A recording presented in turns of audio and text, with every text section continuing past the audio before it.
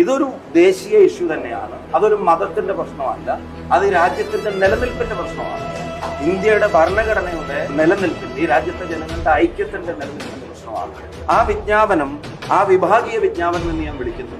അത് 40 രൂപക്ക് പെട്രോൾ തരില്ല, 40 രൂപക്ക് ഡീസൽ തരില്ല, 400 രൂപക്ക് ഗ്യാസ് തരില്ല, 2 കോടി തൊഴിലവസരങ്ങൾ ഒരു വർഷം സൃഷ്ടിക്കില്ല, ഇന്ത്യ ചൈനയേക്കാൾ വലിയ എക്സ്പോർട്ടർ ആവില്ല, ഡോളർ കമ്പയർ ചെയ്യുമ്പോൾ 40 രൂപക്ക് ഒരു ഡോളർ കിട്ടില്ല, ഒരു തരത്തിലും സ്ത്രീകളുടെ സുരക്ഷ അത് ഉറപ്പുവരുത്തില്ല, കർഷകന്റെ ബാധ്യതകൾ അത് ഏറ്റെടുക്കില്ല, കർഷകന്റെ ആവശ്യങ്ങൾ, അവന്റെ മിനിമം സപ്പോർട്ട് പ്രൈസ് ഉൾപ്പെടെയുള്ള ഒരു ആവശ്യവും അതിൽ നിറവേറില്ല, ഒരു പുതിയ സംരംഭവും അത് സൃഷ്ടിക്കില്ല. അത് നാട്ടിലെ ജനങ്ങളെ കീറിമുറിക്കാൻ വേണ്ടി മാത്രമാണ്. കോൺഗ്രസ് അധികാരത്തിൽ വന്നാൽ അതിന് ആയുസ്സുണ്ടാവില്ല, അത് അറബിക്കടലിൽ താഴ്ത്തും